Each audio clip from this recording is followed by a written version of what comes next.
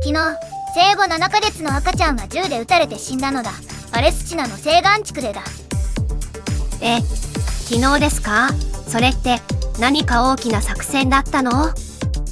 実はパレスチナの西岸地区でイスラエル軍と入植者による暴力が一気に急増しているのだ。そしてこれが日本の中東戦略に直結するのだ。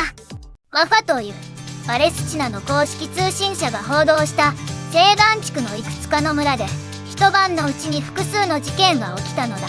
場所はツバスという町の南東にあるアトウフ村。そこでは入植者がパレスチナの農民たちを襲撃して拘束した。注目はその襲撃者がイスラエル軍の制服を着ていたことなのだ。私が気になるのはその装備よ。入植者がわざわざ軍の制服を着てるってことは軍とのコーディネーションがあるってことじゃないかしら。その通りなのだ。そしてさらに衝撃の報道がある。ヘブロン南部でイスラエル軍が1台の車に銃撃を加えた。乗っていた3人のファミリーが射撃を受けた。その中にわずか生後7ヶ月の赤ちゃんがいたのだ。赤ちゃんは後に亡くなった。7ヶ月の赤ちゃんよ。家族は何をしたってのよ。何の危険があったの？パレスチナの保健省はその家族が何の脅威をもたらしていなかったと指摘している。つまり無差別な銃撃とみなせるのだ。さらにラマラ東部のギルデイブ湾でも事件が起きた。そこではイスラエル軍が民間人の家に直接侵入。入植者が侵入を試みるのを目撃した住民が実は軍が家の中に入ってきたと報告している。その場で軍が来て家族はどうなったの？軍は住民たちを一つの部屋に押し込めた。そして防犯カメラを取り外すよう指示したのだ。つまり何が起きているかをドキュメンテーションさせないようにしたわけだ。これはワファが直接報道した事実なのだ。ちょっと待ってよ。入植者と軍が別々の行動をしてるんじゃなくて連携してるってことじゃない。その指摘は国連やアムネスティ、インターナショナルも同様に述べている。実はイスラエル国内でも現在のネタニヤフ内閣の入植者政策に対して激しい批判がある。イスラエルの左派政党や人権団体は軍がこうした入植者の暴力に黙認もしくは協力しているのではないかと疑っているのだ。つまりこれは国内紛争に近いわけか。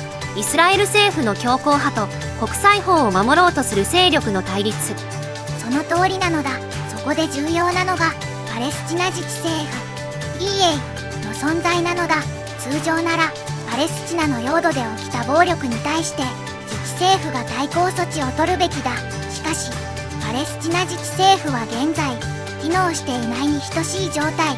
最大の理由はイスラエルによる治安権の縮小と自治政府自身の権力基盤の弱化なのだ。なるほど。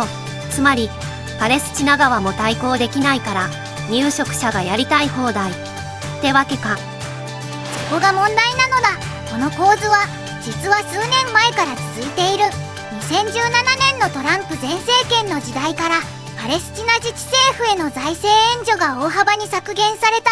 それでも自治政府は存続していたが、現在のネタニヤフ政権はさらに入植地拡大を加速させている。これが実質的に自治政府の権力を奪ってしまっている構造なのだ。整理するわね。パレスチナ自治政府が機能していない中で入植者とイスラエル軍が実質的に西岸地区を支配しているってことね。そこで日本との関係を考える必要があるのだ。日本はパレスチナ自治政府に毎年約80億円から100億円の援助を言っている。これは国連への分担金の次に大きい海外援助なのだ。日本がパレスチナの安定を支援すると言っていても実際には自治政府が機能していない状態に金を流しているのではないかという指摘も出ているのだ。80億から100億円毎年よ。それだけの金があってもパレスチナ自治政府は自分たちの領土を守られていないの？その金の使途が実は複雑なのだ。援助の一部はパレスチナの警察や治安維持に使われている。しかし西岸地区の治安権はイスラエル側が持っているためパレスチナ警察の権限は限定的。つまり日本の援助金の一部が有効に機能していない可能性もあるのだ。加えて腐敗や汚職を指摘されている。そういう状況で日本はどうすればいいのよ。援助を続ける？それとも…日本の中東外交の課題は3つあるのだ。第1にパレスチナの安定と人道危機の改善。第2にイスラエルとの経済・防衛関係の維持。そして第3が最も重要、ペルシャ湾全域のエネルギー安定供給。日本の石油輸入の 90% 以上はこの地域からなのだ。ああ、そっか。つまり最初に言ってた赤ちゃんの銃撃事件が日本に直結するってのはこういうことなのね。パレスチナ情勢が不安定だと中東全体が揺らぎ、日本のエネルギー供給が脅かされる。その通りなのだ。そして今中東全体がさらに複雑化している。イラン、アメリカの衝突、レバノンの情勢、どれもが連鎖している。パレスチナが安定するかどうかでその全体のバランスが決まってくるのだ。こういう状況で日本はどう動くべき？イスラエルにもパレスチナにもアメリカにもイランにもいろんな立場があるわけだから。日本が取るべき道は2つだ。シナリオ A は多国間の人道支援と国連調停の強化。日本は国連での影響力を使いパレスチナ自治政府の機能回復に向けて国際的な圧力をかける。シナリオ B は現状維持のまま経済利益優先。しかしこれは中東全体のさらなる不安定化を招き、長期的には日本のエネルギー調達に悪影響を与える。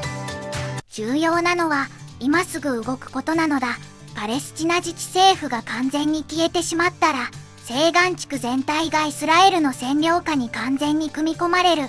そうなれば中東の力のバランスが大きく変わり、アメリカもイランもそして日本も新しい選択を余儀なくされるのだ。赤ちゃんの死は遠い出来事ではなく日本の将来の選択肢を狭める出来事なのだ。